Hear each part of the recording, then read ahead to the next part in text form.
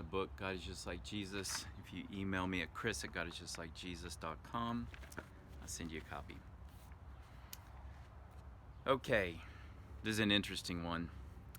As the time approached for him to be taken up to heaven, i.e. that's the end of Jesus' life right before he gets crucified, Jesus resolutely set out for Jerusalem.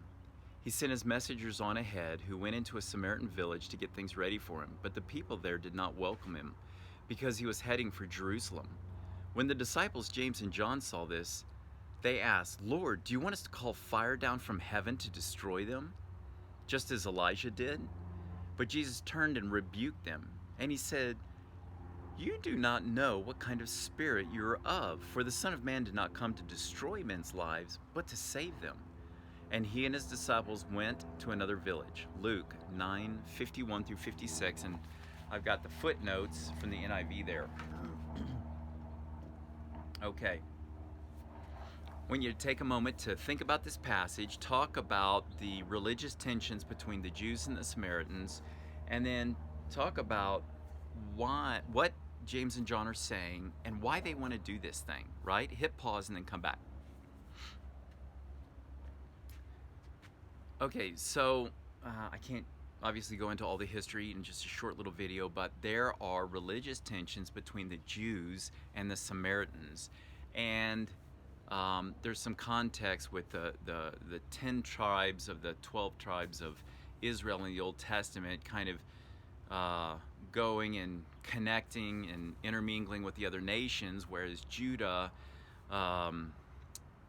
became the Jewish people and kind of stayed a little closer to the traditions of Moses. And so there's some tension, like, hey, you're not doing it right, or you guys are too intense or whatever. And so they come to the Samaritan village, and since they hear that they're going to Jerusalem, they don't offer Jesus water, food, a place to stay at night, comforts, nothing. And James and John get seriously hacked off about this. They get offended.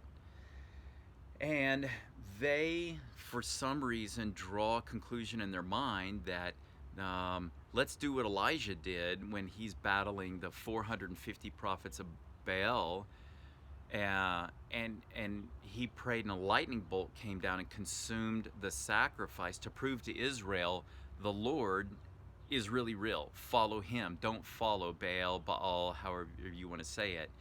Don't follow this other religion. And so, you know, they're kind of screwing up their perception of what's happening here. These are just a group of Samaritans, people, villagers, and it's not 450 prophets of a religion where, you know, in the religion of Baal, Ashtoreth, Chemosh, some of these older deities in the Old Testament, you know, they would have male and female prostitutes at their temple to enact various kinds of worship, and they would even go so far as to actually burn their children in the fire, is what 1 Kings 23 says, to try to get more military power to fight the other nation.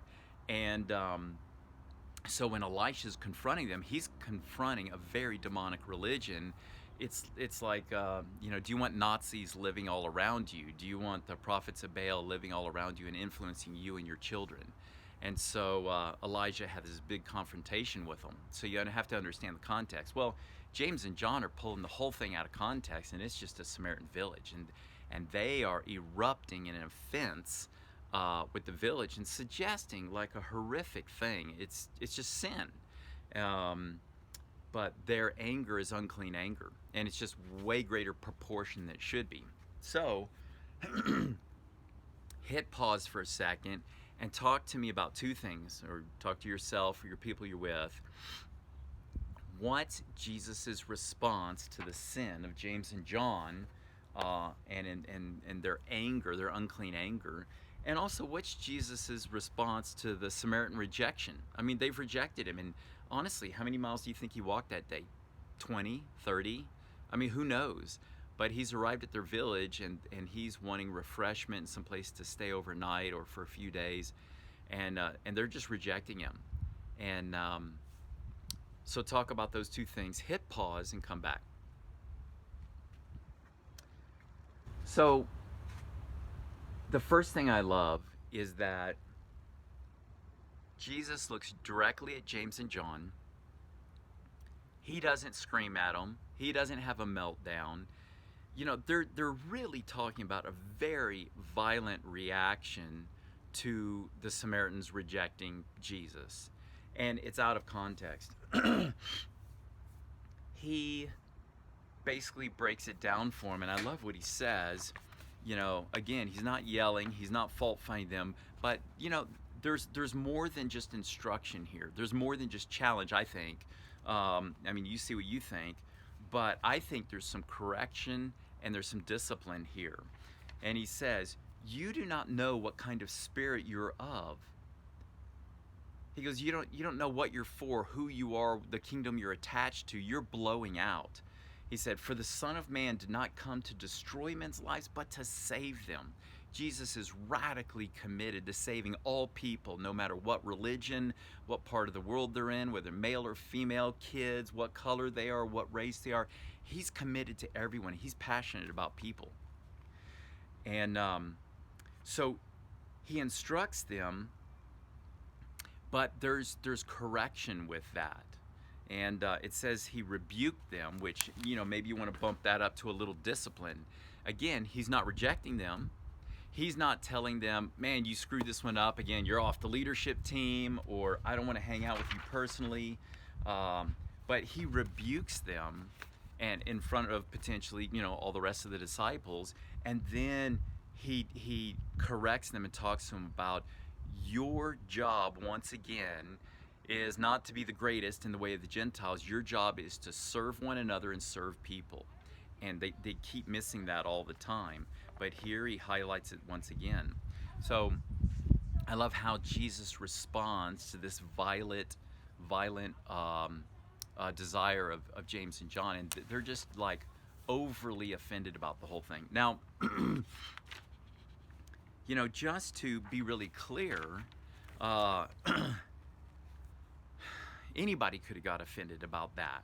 You know, I remember this Old Testament story in, 1 Samuel 25, when David's out in the wilderness. He has protected Nabal's shepherds and everything, and during harvest season, he comes out to Nabal, and he sends some men as emissaries, and he says, look, we've protected your people for months and months and months, or a year more.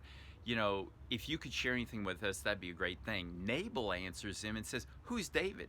He goes, there's a lot of slaves breaking free these days, and why should I give my hard-earned food and money to David and to you guys, instead of my own people or myself? And so he basically insults David. David loses it, much like James and John. And when he gets the message, he turns to 400 of his soldiers. He says, everyone, strap on your swords. And so they start marching down the ravine, and right before Abigail meets him, which is Nabal's wife, she's a wise woman, Nabal is a fool, is what it says. He's coming around the corner, he's saying, it's been worthless, you know, being honorable, protecting this man's stuff, and he insults us in this way. He goes, may God deal with me severely if by morning everyone's not dead, right? So David is a great example of just losing it in sin and not being like Jesus. And so, fortunately, Abigail shows up there, and she says, you know, I wish the men had to come to me. My husband's a fool. Here's some things to share with you. My sincere apologies. And David says, bless you for stopping me in my unclean anger, my rage. Anyway, so that's a great chapter to read for a similar kind of thing. Well, David learns a lesson there, how to be more like God. Jesus, obviously, is already doing that. So what was his response to the Samaritans? It says, after he said to them, the Son of Man didn't come to destroy men's lives, but to save them, and he and his disciples went to another village. Jesus doesn't get hacked off. He doesn't get bent out of shape. He doesn't have a meltdown like David did, or like James and John. He says, okay, I came to save people, not destroy them. I'm not going to hold this against them. Let's move on. And you got to ask yourself, was it another 10 miles or 15 miles or 20 miles to the next village? or 5 miles. I don't, that means more walking. That means more tiredness. That means if they're ready to eat and sleep and just call it a day, oh, you got to sign up for the next leg to the next village. So that's a big deal, but you got to love Jesus's response. And if you put that in a word, right? He can calm the wind and the waves. He can turn water to wine. What's his response? It's like raw humility. I mean, amazing. And so he's humble and he just moves on. Well, let's do the takeaway section. So what's our foundation verse? It's Colossians 1:15. I love this verse. It's really, really clean and clear. He, Jesus, is the image of the invisible God. Wow. He is the image of the invisible God.